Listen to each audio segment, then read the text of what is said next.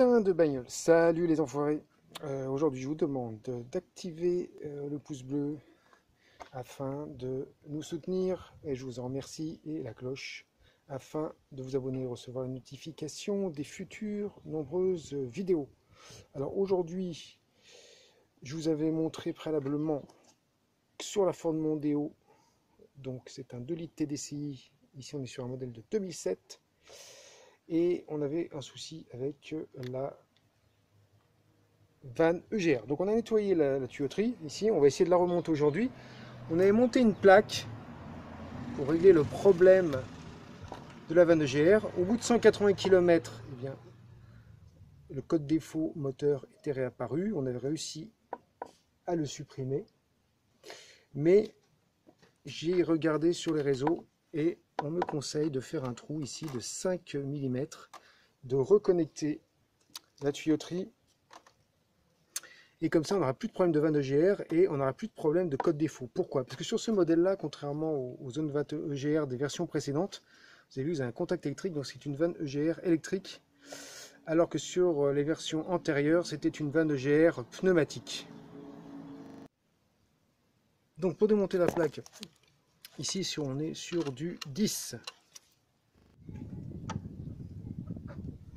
Ouais, les enfoirés, donc on a percé notre trou. Alors j'aurais aimé le percer peut-être un petit peu plus au milieu, voilà, je fais ça un petit peu au jugé, avec une visseuse perceuse, comme ceci. Donc c'est pas très puissant, et j'ai bien ma mèche. Alors, apparemment on peut utiliser une mèche de 5 ou 6 mm. Alors c'est assez laborieux parce que cette perceuse n'est pas très puissante, donc c'est vraiment pas fait pour faire des gros travaux. Et je me suis arrêté régulièrement parce que ça chauffait pas mal. Voilà.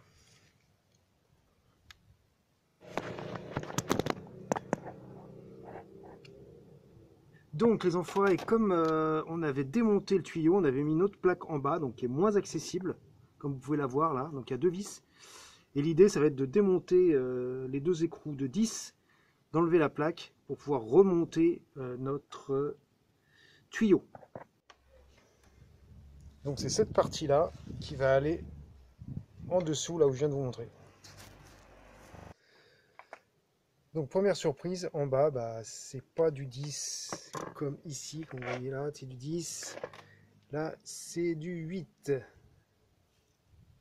Voilà, je me demande un petit peu comment le tube passait. Là, vous voyez que vous avez un trou ici. En dessous, ici, il y a un trou. Voilà, là, on voit le trou. Et donc, je pense qu'il se fixe sur un écrou qui est ici. Voilà, et donc ça passe entre le bloc moteur, et cette durite ici. Et la grosse durite qui est là, entre les deux, voilà, entre le cache ici et la durite qui est là.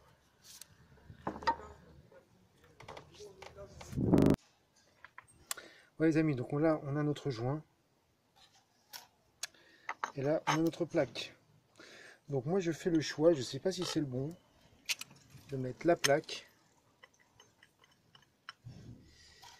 et le joint pour l'étanchéité.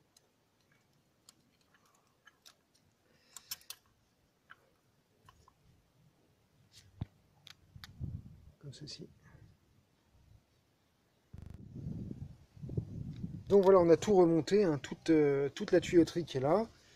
Là, comme je vous avais dit, il y avait une vis supplémentaire, enfin un écrou supplémentaire de 8. En bas, on a deux écrous de 8.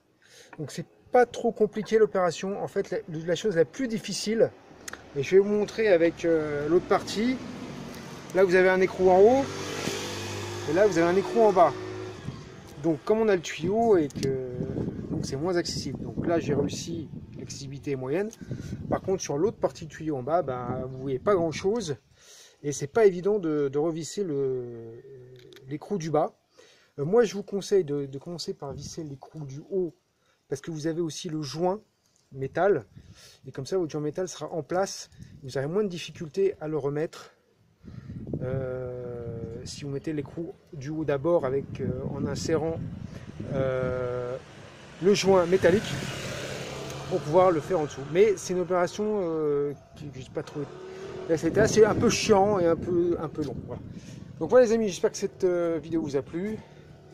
Mettez-nous un pouce bleu pour nous encourager ou activez la cloche afin de recevoir les notifications des futures vidéos et vous abonner par le même temps. A très bientôt, ciao!